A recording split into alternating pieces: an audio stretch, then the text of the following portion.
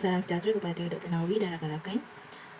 Saya Nurul Ain binti Ramlan, wakil daripada Kumpulan 9, ingin membentangkan perbincangan filem yang bertajuk Tombiruwa Penunggu Rimba. Assalamualaikum, saya Aizul Aidit Pamamasuki. Saya ingin menyampaikan peta pengenalan. Falsafah dan isu semasa mempunyai definisi, makna, konsep, tujuan dan sejarah perkembangan ilmu falsafah. Dari sudut bahasa, istilah falsafah berasal daripada perkataan Yunani kuno iaitu philo iaitu cinta dan sophia iaitu kebenaran, hikmah dan kebijaksanaan. Falsafah ini bukan semata-mata merujuk kepada kebijaksanaan atau kebenaran itu sendiri. Akan tetapi, ia menggabungkan dua komponen iaitu cinta dan kebenaran. Kombinasi dua unsur tersebut mendorong seseorang atau ahli falsafah untuk mencari hikmah sesuatu, meneliti hubungan sebab dan akibat dan menafsirkan pengalaman manusia secara lebih terperinci. Assalamualaikum dan selamat sejahtera. Saya Nurul Hidayah binti Muhammad Daud ingin menceritakan tentang sinopsis filem. Filem Tombiruwa Penunggu Rimba ini berkisahkan tentang Dendam Ejin, seorang lelaki gagah yang tidak berwajah manusia atas kematian ayahnya iaitu Pendulau. Misinya mencari pembunuh Pendulau itu diganggu oleh Aminuddin yang kini memburunya di atas kematian isteri tercinta iaitu Salina.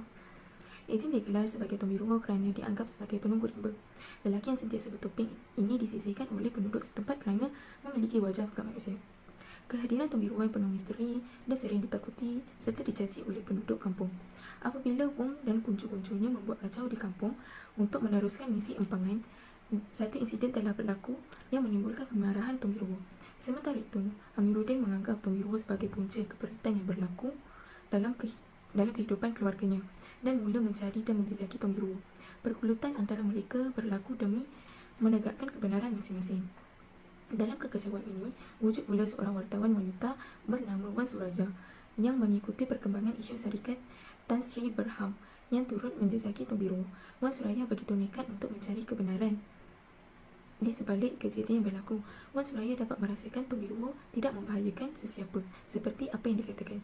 Namun apabila Amiruddin dan Tombiruwa bertemu, mereka bertarung demi membela nasib orang-orang yang mereka sayangi.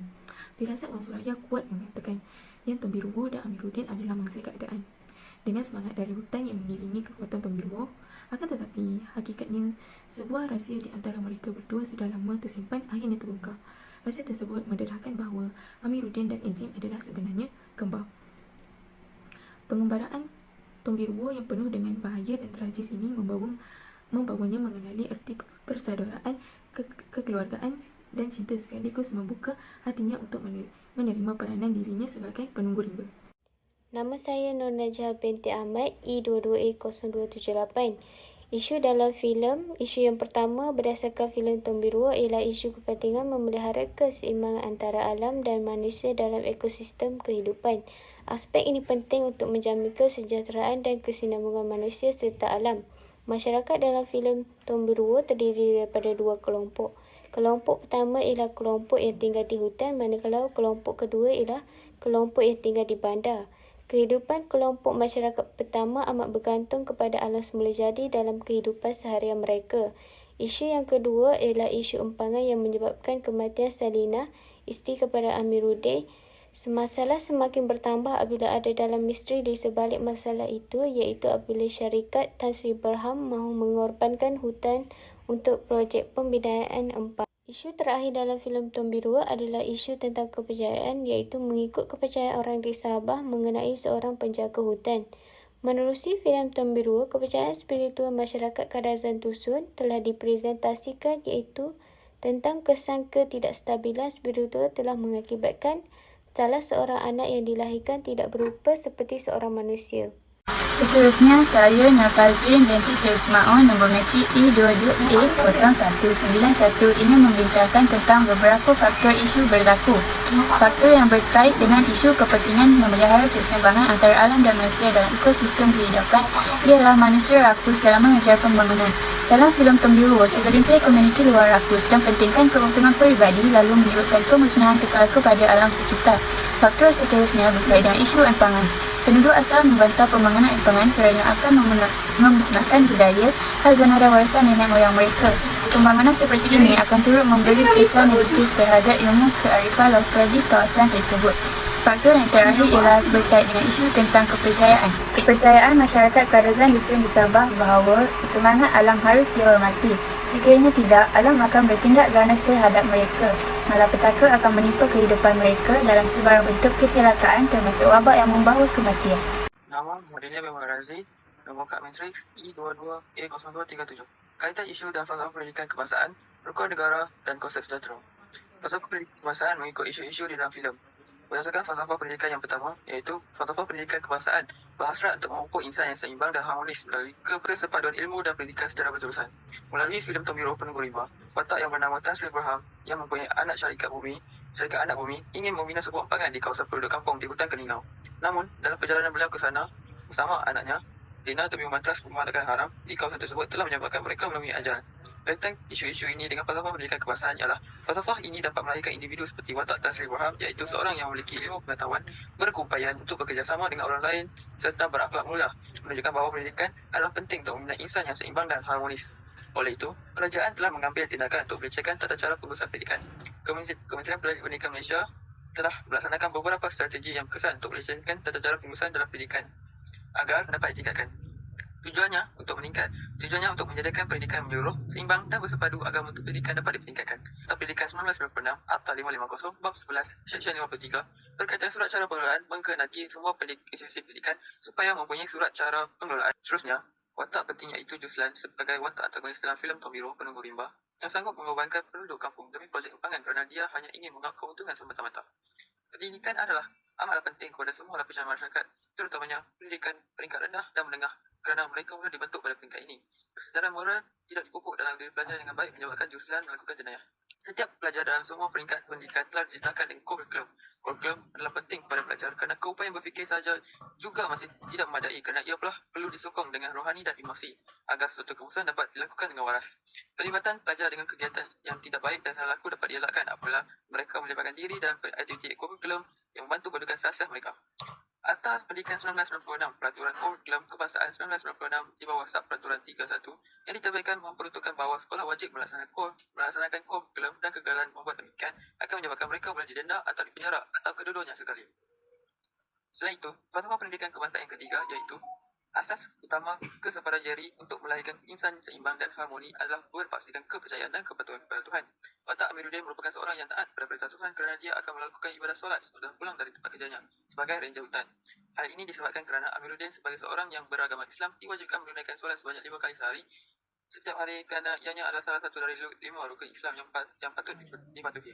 Agama penting untuk mendorong seseorang itu berbuat kebaikan dan menjauhkan diri dari perkara yang bertentangan dengan ajaran. Hal ini menyebabkan Kementerian Pelajaran Malaysia untuk mengambil keputusan untuk menetapkan supaya pendidikan Islam dan moral diwajibkan.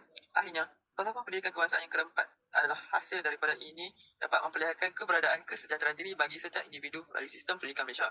Dan kelima ialah kesudahannya, individu tersebut berupaya menyumbang kepada keharmonian dan kemakmuran keluarga, masyarakat dan negara. Seterusnya, rukun negara, kedaulatan undang-undang. Prinsip kedaulatan undang-undang ialah prinsip keempat dari rukun negara, iaitu memastikan keamanan, kestabilan, kemakmuran negara. Tanpa adanya kedaulatan undang-undang akan menyebabkan sebuah negara itu runtuh dan keselamatan rakyat juga tergugat. Menurut Perlembagaan Malaysia, setiap rakyat mempunyai kesetaraan di sisi undang-undang dan ianya tidak melibatkan sebarang diskriminasi jantina, kaum dan kedudukan. Watak jenayah seperti Juslan yang mempunyai jawatan yang tinggi dalam syarikat anak bumi serta mempunyai syarikat anak bumi boleh dijatuhkan hukuman jika perbuatannya diketahui oleh pihak kuasa. Badan Kehakiman perlulah mempunyai hakim yang adil ketika menjatuhkan hukuman agar hak rakyat terjamin. Nama saya Nurul Ain binti Ramlan. Nombor matrik saya E22J0033. Saya akan meneruskan bahagian konsep kesejahteraan. Berdasarkan falsafah pendidikan kebangsaan, hanya individu yang mencapai kesejahteraan diri yang mampu memberi sumbangan kepada keluarga, masyarakat dan negara. Menurut Profesor Tan Sri Zulkifli Abdul Razak, di dalam buku Esei on Sejahtera, kesejahteraan boleh dikecapi jika 10 ramuan SPICE iaitu rohani, fizikal, psikologi, intelektual, kognitif, budaya, etika, emosi, ekologi, ekonomi dan sosial. Proses untuk menyimbangi ramuan kesejahteraan ini adalah satu proses yang berterusan dan perlu dipupuk melalui pendidikan daripada awal. Menerusi filem Tombiro ini, kita dapat melihat bahawa perbuatan Tombiro menepati konsep kesejahteraan yang dimasukkan dalam falsafah pendidikan kebangsaan. Tombiro diamanahkan oleh bapanya untuk menjaga keamanan hutan Keningau daripada pencerobohan asing. Tombiro sangat akrab dengan alam. Keakraban watak Tombiro dengan alam juga memberikan kesan yang besar terhadap kehidupannya sehingga dia mahir di segala ilmu yang berkaitan dengan alam. Antara kemahiran watak ini ialah kecekapan bergerak di dalam hutan. Seterusnya, kepakaran membuat tempat tinggal, kepakaran membuat senjata dengan menggunakan bahan daripada hutan, ilmu berburu dan ilmu pelbagai kegunaan berkaitan dengan tumbuhan. Kemahiran ini telah dilatih oleh bapanya, Puan Dolau, sejak kecil lagi bagi memenuhi keperluan masa hadapan. Kemahiran ini sentiasa diamalkan oleh Tombiruo untuk mengekalkan kesejahteraan masyarakat di hutan Keningau.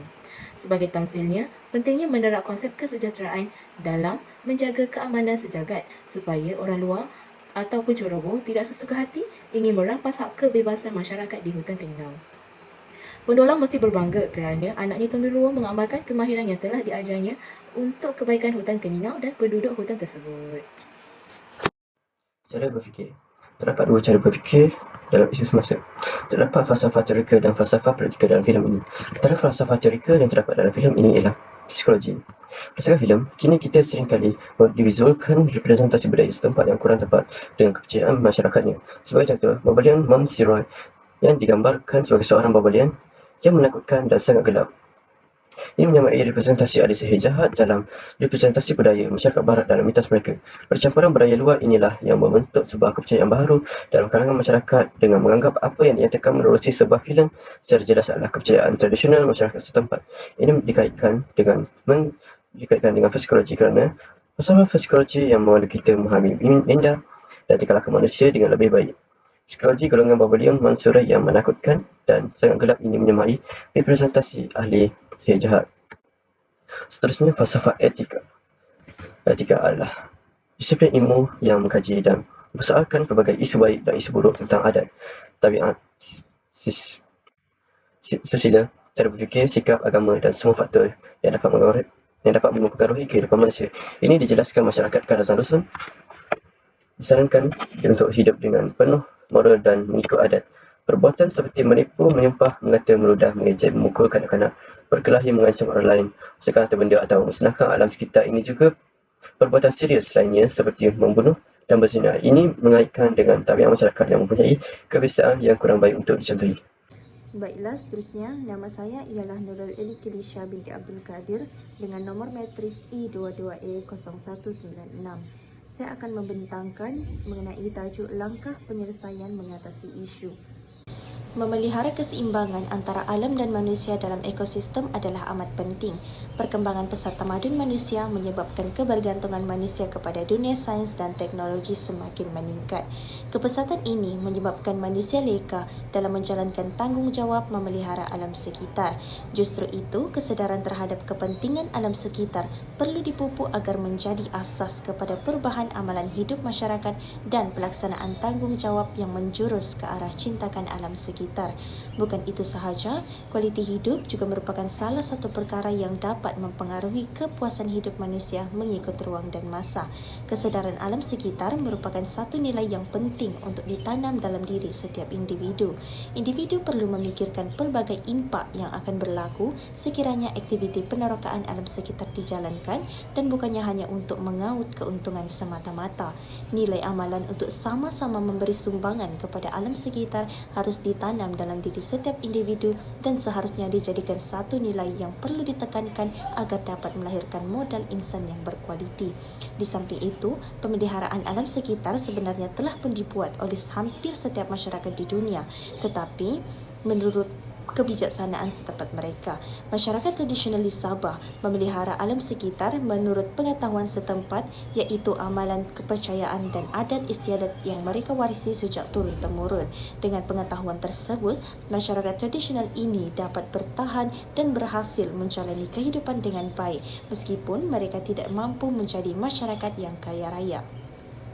Terima kasih kepada saudari Kelisha atas hujahan itu tadi. Seterusnya saya akan sambung bahagian rumusan. Setiap konflik yang berlaku pasti ada hikmahnya, di mana pertemuan si kembar terpisah iaitu Ejim dan Amiruddin yang tidak diduga. Wujudnya perselisihan faham antara mereka kerana Amiruddin menyangka Tombiruo ialah penyebab bapa mertua dan isterinya meninggal dunia. Bak kata pepatah, air dicincang tidak akan putus, yang membawa maksud perselisihan antara adik-beradik tidak akan kekal lama dan akhirnya akan berbaik semula. Selain itu, kita sebagai khalifah yang berperanan untuk memelihara persekitaraan di bumi ini, tugas itu bukan hanya digalas oleh kerajaan semata-mata. Tetapi, kita sebagai rakyat juga mestilah turut sama membudayakan sikap dalam aspek penjagaan alam sekitar. Seperti kisah Ijim di mana tidak akan berputus asa dalam menjaga keamanan dan kesejahteraan tempat kediamannya iaitu hutan Keningau. Sekian, terima kasih. Itu sahaja daripada kumpulan 9.